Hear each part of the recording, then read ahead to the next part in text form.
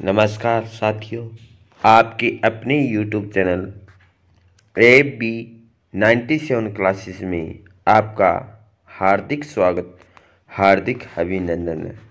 आज हम NCERT 10th class जो कक्षा 10 है, इतिहास, विश्व समकालीन भारत, इसका जो अध्याय नंबर है हम कर रहे थे भारत में राष्ट्रीयवाद का उदय, वो हम डिस्कशन कर रहे थे। भारत में राष्ट्रवाद का उदय हमने जो MCQ क्वेश्चन पिछली क्लासों में हमने अध्ययन कर चुके हैं। हम एग्जाम बोर्ड के लिए जो क्वेश्चन है लघु उत्तरीय प्रश्न वो हम डिस्कशन कर रहे थे।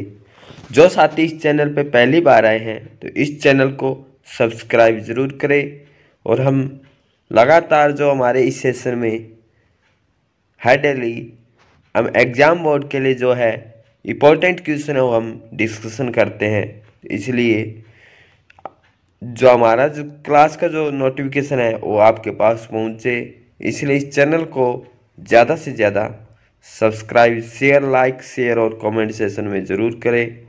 तो आज के इस सेशन को हम शुरू करते हैं। हमारा जो नेक्स्ट क्वेश्चन था, असहयोग आंदोलन आरंभ किए जाने के क्या कारण थे। असहयोग आंदोलन है वो आरंभ किए जाने के क्या कारण थे। इस आंदोलन में समाज के विभिन्न वर्गों की हिस्सेदारी पर प्रकाश डालिए। इसके कार्यक्रम, कार्यपद्धति, प्रगति और अंत समाप्ति को समझाइए कि असहयोग आंदोलन है वो आरंभ किए जाने के क्या कारण थे। असहयोग आंदोलन की शुरुआत क्यों हुई थी, क्या कारण था इसका, एक महत्वपूर्ण कारण ये हमें बताना है। और इस आंदोलन में समाज के जो विभिन्न वर्ग के लोग थे, अलग अलग समुदाय के लोग थे, उनका इसमें भाग लेना, उनका हिस्सा लेना, उसके प्रकाश डालना है। जो कार्यपद्धति है, इसको कितने कार्यक्रम कैसे चलाया गया वो भी हमें बताना है। बात करें असहयोग आंदोलन कब शुरू हुआ था, हमारा एक क्वेश्चन, इंपॉर्टेंट क्वेश्चन यहाँ से बन सके। असहयोग आंदोलन की शुरुआत 1920 में हुई थी, 1920 और 21 में हुई थी। असहयोग आंदोलन की शुरुआत हुई थी। असहयोग आंदोलन है ये कौन से अधिवेशन में पारित हुआ था, तो हमें ध्यान रखना है कौन से अधिवेशन, नागपुर अधिवेशन में, नागपुर अधिवेशन में पारित। दूसरा, तीसरा क्वेश्चन हमारा बन सकता है, असहयोग आंदोलन वापिस क्यों लिया गया था, तो 1922 में लिया गया था। क्यों लिया गया था, एक घटना होती है चौराचारी नामक स्थान पे, वहाँ 22 पुलिस जो थे वो जिंदा जल गए। इसके कारण महात्मा गांधी के द्वारा असहयोग आंदोलन वापिस लिया गया था। ये हमारा क्वेश्चन। चौथा जो हमारा क्वेश्चन है, एक इम्पोर्टेंट क्वेश्चन बन सकता है कि असहयोग आंदोलन किस आंदोलन के साथ साथ शुरू हुआ था, ये भी हमारा क्वेश्चन बन सकता है। या असहयोग आंदोलन की शुरुआत है वो किस आंदोलन के कारण हुई थी, तो खिलाफत आंदोलन, खिलाफत आंदोलन, ये भी हमारा क्वेश्चन बन सकता है। तो क्वेश्चन जो इस क्वेश्चन पे हम आंदोलन के जो कारण है, प्रथम महायुद्ध की समाप्ति पर अंग्रेजों के द्वारा भारतीय जनता का शोषण करना। प्रथम युद्ध होता है 1914 से 1918, 1914 से 1918 प्रथम युद्ध होता है। इसमें ब्रिटिश लोगों ने महात्मा गांधी को कहा कि आप हमें सैनिक दीजिए, हम आपको आज़ाद करेंगे। जो शोषण हो रहा है, जो ये ब्रिटिश लोग जो भारतीयों का शोषण कर रहे हैं, उनसे मुक्ति मिल जाएगी। महात्मा गांधी ने जब जबरदस्ती भारतीय लोगों को सैनिकों में भर्ती कराया गया, इसलिए महात्मा गांधी को जो एक उपाधि दी जाती है, सांडेस भी कहा जाता था, जो कि जबरदस्ती जो भारतीय लोगों को भर्ती कराया गया था। तो ये इसलिए भारतीय सैनिक प्रथम विश्व युद्ध में शामिल होते हैं और ब्रिटिश प्रथम विश्व युद्ध समाप्त हो जाता है। उसके बाद क्या होता है, भारतीय लोगों का, भारतीय जनता का शोषण होता है। महात्मा गांधी ने सोचा क्योंकि ये तो सही नहीं है, फिर इन्होंने ये असहयोग आंदोलन लेने का फैसला लिया था। असहयोग आंदोलन की बात करें, असहयोग आंदोलन और खिलाफत आंदोलन दोनों एक साथ। खिलाफत आंदोलन में क्या था, खिलाफत आंदोलन जो खलीफा थे उनका जो ब्रिटिश लोग अपमान कर रहे थे, तो मुस्लिम लोग थे और हिंदू लोग दोनों एकजुट होकर असहयोग आंदोलन में शामिल होते हैं और ब्रिटिश के सामने जन आंदोलन एक खड़ा करते हैं। अंग्रेजों के द्वारा स्वराज प्रदान करने से मुकर जाना। अंग्रेजों ने कहा हम आपको आज़ाद कर देंगे, तो वो इस बात से मुकर गए क्योंकि भारतीय सैनिक प्रथम विश्व युद्ध के लिए शामिल हुए। उन्होंने इस युद्ध में भाग लिया, परंतु अंग्रेज थे, ब्रिटिश थे, वो मुकर गए इस स्वराज के लिए। रोल्ट एक्ट का पारित होना। रोल्ट एक्ट 1919 में पारित होता है। ये शुरुआत तो इसकी 1914 जो प्रथम विश्व युद्ध होता है, इसी से शुरू हो गई थी, परंतु जो रोल्ट एक्ट पारित किया गया था वो 1919 में पारित किया गया था। 1919 में रोल्ट एक्ट लागू हुआ था। इस रोल्ट एक्ट में क्या था, ऐसा क्या था कि इसका विरोध किया जा रहा था। रोल्ट एक्ट है, इसे काला कानून कहा जाता है। क्या कहा जाता है? काला कानून। काला कानून का क्या मतलब था कि किसी को बिना बेवजह से जेल में डाल देना। भारतीय लोगों को इसमें बिना वकालत, बिना कानून, बिना किसी ने अपराध किया या नहीं किया तो उनको बिना शक के आधार पे उनको जेल में डाल दिया जाता था, जेल में डाल दिया जाता था। तो इसका विरोध किया जा रहा था असहयोग आंदोलन के द्वारा। बात है 1919 की। जलियांवाला बाग हत्याकांड। जलियांवाला बाग हत्याकांड क्या था? 13 अप्रैल 1919 की बात है जी। 13 अप्रैल 1919 को अमृतसर में एक जलियांवाला बाग था। उसमें एक भारतीय लोगों ने एक मीटिंग चल रही थी, उसमें जनरल डायर के आदेश के द्वारा अंधाधुंध फायरिंग की गई, जिसमें बहुत से लोगों का मृत्यु हुई, घायल हुए। और जलियांवाला बाग हत्याकांड का विरोध असहयोग आंदोलन के माध्यम से किया गया था। रोल्ट एक्ट का भी विरोध है, ये भी असहयोग आंदोलन के माध्यम से किया गया था। स्वराज का जो स्वराज है, एक स्वराज की स्थापना के लिए जो अलग भारतीय को आज़ादी देने के लिए जो ये ब्रिटिश लोग मुकर गए थे। कलकत्ता अधिवेशन 1920 में कांग्रेस के द्वारा असहयोग आंदोलन को प्रस्ताव बहुमत से पारित, परंतु फिर इसको क्या है जो ये मना किया गया। इसके कारण है, ये हमारे जो महत्वपूर्ण कारण थे जो असहयोग आंदोलन को किए जाने का शुरुआत किए जाने का कारण था। नेक्स्ट पॉइंट है विभिन्न वर्गों की हिस्सेदारी।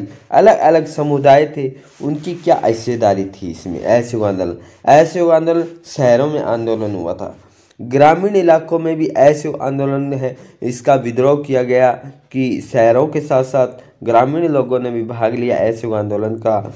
और आदिवासी क्षेत्रों में भी विद्रोह किया गया। बागानों में स्वराज के लिए उनके जो मजदूर हैं उनको बंदी बनाया जा रहा था, उनको जो वेतन भत्ते हैं वो सही नहीं मिले, तो इसलिए जो बागानों में थे जो लोग थे वो भी इससे असहयोग आंदोलन में शामिल हुए थे। कार्यपद्धति और प्रगति क्या थी? कार्यपद्धति और प्रगति क्या थी? ये थे चरणबद्ध योजना प्रक्रिया थी। ये एक चरणबद्ध योजना प्रक्रिया थी। प्रथम चरण क्या थे? सरकारी पदवी, नौकरी, सेना, पुलिस, स्कूल, विद्यार्थी, विदेशी वस्तुओं का त्याग। कि जो विदेशी वस्तु भारतीय लोग जो इसका इस्तेमाल कर रहे हैं, उन वस्तुओं को जो ये है नौकर, सेना, पुलिस, विद्यार्थी है, ये लोग हैं, इन विदेशी वस्तुओं को बहिष्कार करो, स्वदेशी को अपनाओ। यही एक तरीका है कि इनको पता चलेगा कि आपके पास क्या कुछ हो रहा है। क्योंकि अगर विदेशी वस्तुओं को हम बहिष्कार करेंगे, जो हमारा जो पैसा है अपने पास रहेगा तो उनके पास नहीं जाएगा, तो उनको एक जो भारतीय पैसे की कीमत का पता चलेगा, इसलिए उन बहिष्कार किया जा रहा था। दूसरा चरण क्या था? व्यापक स्तर पर सैन्य अवज्ञा आंदोलन प्रारंभ होना। दूसरा चरण था असहयोग के बाद क्या था? 1930 में सैन्य अवज्ञा आंदोलन चलाया जाना था। ये भी एक सैन्य अवज्ञा आंदोलन है, इसलिए नमक कानून को तोड़कर। नमक कानून को तोड़ने के लिए जो सैन्य अवज्ञा आंदोलन की प्रक्रिया चल रही थी, और समाप्ति कब हुई? समाप्ति है 1920 में, तो 1920-21 में शुरू होता है असहयोग आंदोलन।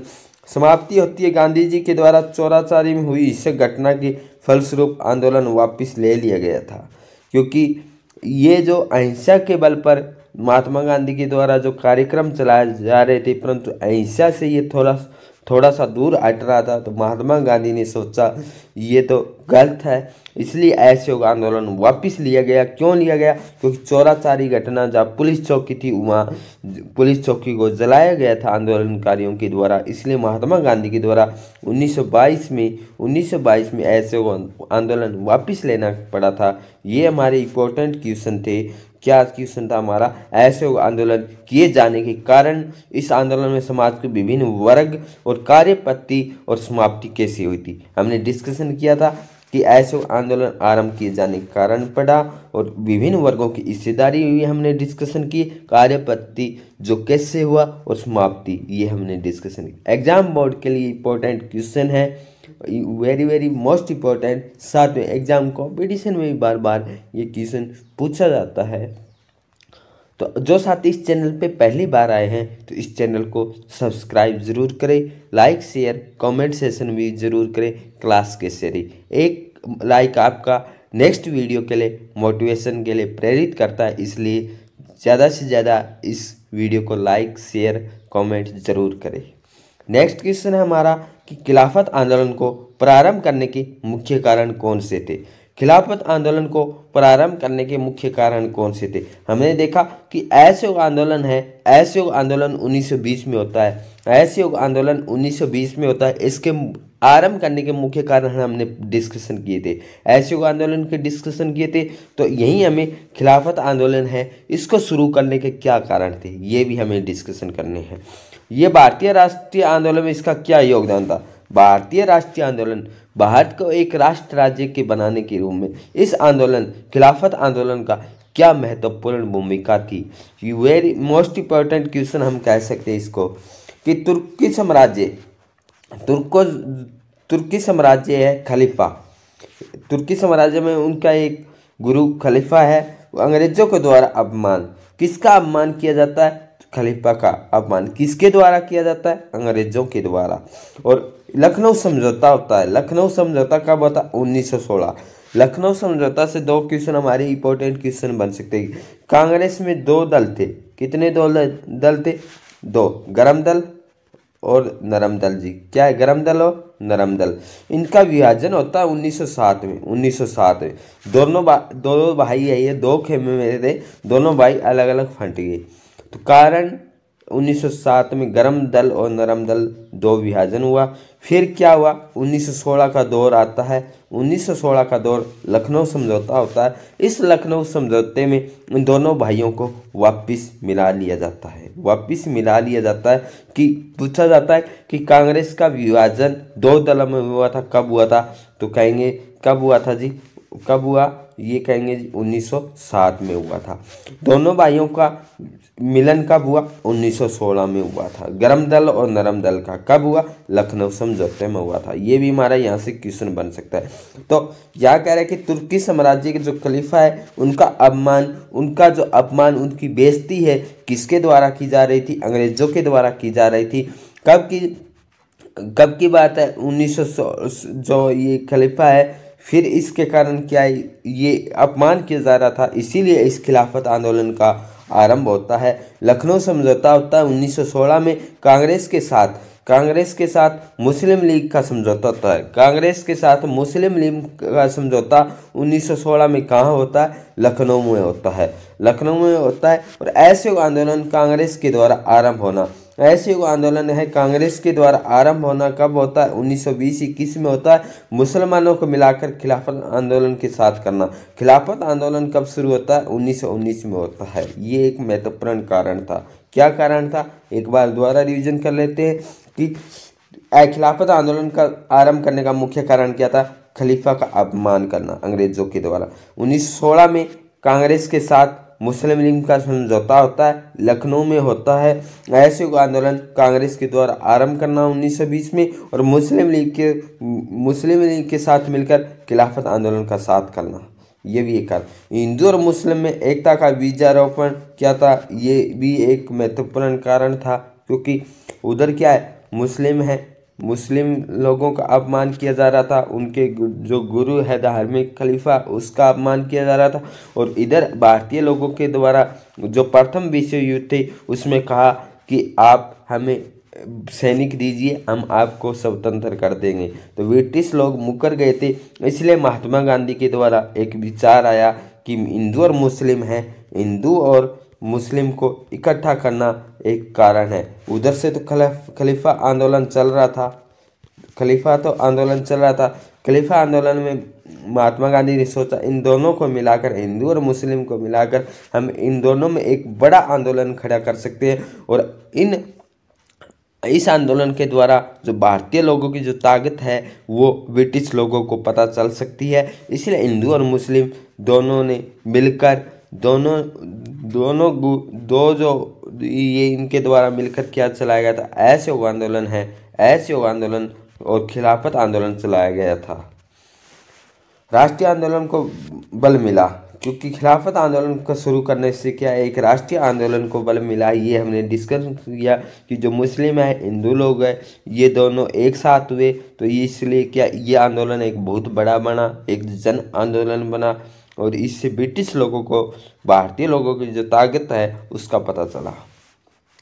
नेक्स्ट क्वेश्चन हमारा है कि सविनय अवज्ञा आंदोलन के प्रति, जो सविनय अवज्ञा आंदोलन के प्रति लोगों और औपनिवेशिक सरकार ने किस प्रकार प्रतिक्रिया व्यक्त की है। सविनय अवज्ञा आंदोलन के प्रति लोगों ने, हमने डिस्कशन किया असहयोग आंदोलन कब शुरू हुआ था, 1920 में, समाप्त कब हुआ, 1922 में हुआ, और खिलाफत आंदोलन 1919 में। उसके कारण भी हमने डिस्कशन किए कि क्यों कारण ये शुरू हुआ था, इस शुरू करने का इसका रीजन क्या था। असहयोग आंदोलन शुरू करने का कारण हमने देखा और उसके प्रभाव और कौन से वर्ग इसमें शामिल हुए थे वो भी हम डिस्कशन किए। ऐसे हमारे क्वेश्चन एग्जाम बोर्ड के लिए बन सकते हैं, तो हमें इम्पोर्टेंट है ये क्वेश्चन, ज़रूर है हमें याद करके जाना है एग्जाम बोर्ड के लिए। सविनय अवज्ञा आंदोलन के प्रति लोगों और औपनिवेशिक सरकार ने किस प्रकार प्रतिक्रिया व्यक्त की थी। किन परिस्थितियां गांधी जी ने सविनय अवज्ञा आंदोलन को वापस लेने का फैसला लिया था। महात्मा गांधी के द्वारा असहयोग आंदोलन भी चलाया गया था 1920 में, 1922 में वो वापस लिया गया था। वहाँ कारण हमने देखा कि चौराचारी नामक स्थान घटना होती है, इसलिए वापस।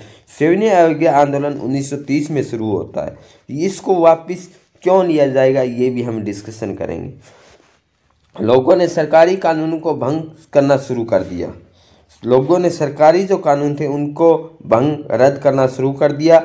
आंदोलन को दबाने के लिए सरकार ने कठोरता से काम लिया, हजारों जेल गए, गांधी जी को कैद कर दिया गया। अब जनता ने बढ़ चढ़ कर भाग लेने लगे थे। नेक्स्ट क्वेश्चन हमारा है कि सक्रिय राजनीति में भाग लेने से पूर्व गांधी जी ने किन किन स्थानों पर सत्याग्रह आंदोलन चलाया था, इसके प्रारंभ होने के क्या कारण थे। यहाँ से एग्जाम बोर्ड के साथ साथ कंपटीशन एग्जाम है वो भी यहाँ से क्वेश्चन हमारे बन सकते हैं। क्या है कि जो इसमें क्वेश्चन आ सकता है कि जो हमारे एग्जाम बोर्ड के साथ साथ कंपटीशन एग्जाम में जो है ऑब्जेक्टिव टाइप है वो बन सकता है कि सत्याग्रह, चंपारण सत्याग्रह नील की खेती करने वाले किसान के पक्ष में थे। कब की बात है, 1916 की। चंपारण जो सत्याग्रह कब हुआ था, 1916 में हुआ था। किस लिए हुआ था, नील की खेती करने वाले किसानों के पक्ष में थे। ये हमारा एक पहला जो प्रारंभ होने का पहले कारण था। 1917 में जो महात्मा गांधी के द्वारा जो सत्याग्रह आंदोलन चलाए गए थे वो भारत में, वो बताए जा रहे हैं कि खेड़ा सत्याग्रह कब हुआ था, 1917 में, किसान में लगान छूट दिलवाने के लिए। क्वेश्चन आ सकता है खेड़ा सत्याग्रह 1917 में महात्मा गांधी जी के द्वारा चलाया गया था, किसके लिए चलाया गया, क्या कारण था। तो किसानों को लगान छूट दिलवाने के लिए, किसानों को लगान में छूट दिलवाने के लिए। 1916 में महात्मा गांधी जी के द्वारा चंपारण सत्याग्रह चलाया गया था, क्या कारण था, नील की खेती करने वाले किसानों के पक्ष में थे। इंपॉर्टेंट क्वेश्चन, 1918 में महात्मा गांधी जी के द्वारा सत्याग्रह आंदोलन चलाया गया था, किसके लिए, अहमदाबाद में मिल मजदूर हड़ताल के लिए। ये हमारे तीनों क्वेश्चन है एग्जाम बोर्ड और कंपटीशन एग्जाम के लिए इंपॉर्टेंट क्वेश्चन है कि चंपारण सत्याग्रह कब शुरू हुआ था, 1916 में, खेड़ा सत्याग्रह 1917 में, अहमदाबाद मिल मजदूर हड़ताल 1918 में। नेक्स्ट क्वेश्चन हमारा, प्रथम विश्व युद्ध के एक नई आर्थिक व राजनीतिक स्थिति पैदा कर दी, समीक्षा कीजिए। इंपॉर्टेंट क्वेश्चन है हमारा कि प्रथम विश्व युद्ध ने एक नई आर्थिक एवं राजनीतिक स्थिति पैदा कर दी, समीक्षा कीजिए। प्रथम विश्व युद्ध के उपरांत स्वराज देने का वचन नकार दिया गया।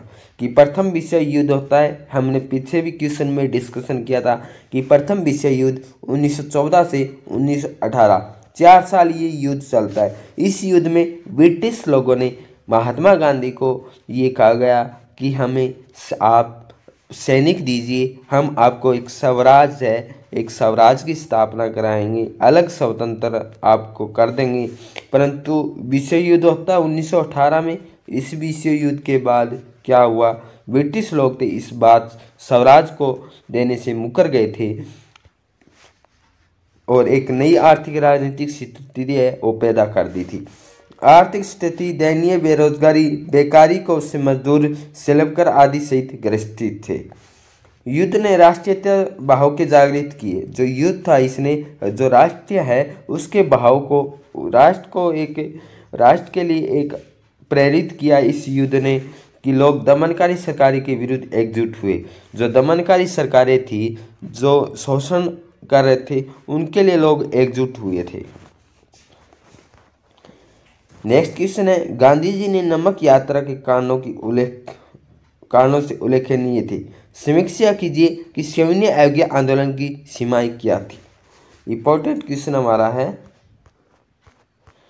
कि सविनय अवज्ञा आंदोलन है इसकी सीमाएं क्या थी। तो बात करें सविनय अवज्ञा आंदोलन कब शुरू हुआ था, 1930 में। इसके साथ साथ हम जो महात्मा गांधी जी के द्वारा जो आंदोलन चलाए जा रहे थे वो भी हम क्वेश्चन डिस्कशन करते। महात्मा गांधी भारत कब आए थे, 1915 में आए थे। 1915 में महात्मा गांधी वापस भारत आई थी। कहाँ से, साउथ अफ्रीका से। अफ्रीका में गए थे 1893 से 1915 वहाँ रहे। भारत में आते हैं 1915 में। 1915 में आने के बाद उन्होंने सबसे पहले 1916 में क्या किया, चंपारण में किसानों के लिए उन्होंने एक आंदोलन चलाया था। 1916 में खेड़ा गुजरात में उन्होंने ये सत्याग्रह चलाया था। 1918 में अहमदाबाद मिल मजदूर हड़ताल हो रहे थे, वहाँ भी इन्होंने महात्मा गांधी ने उन मजदूरों का सहयोग दिया था।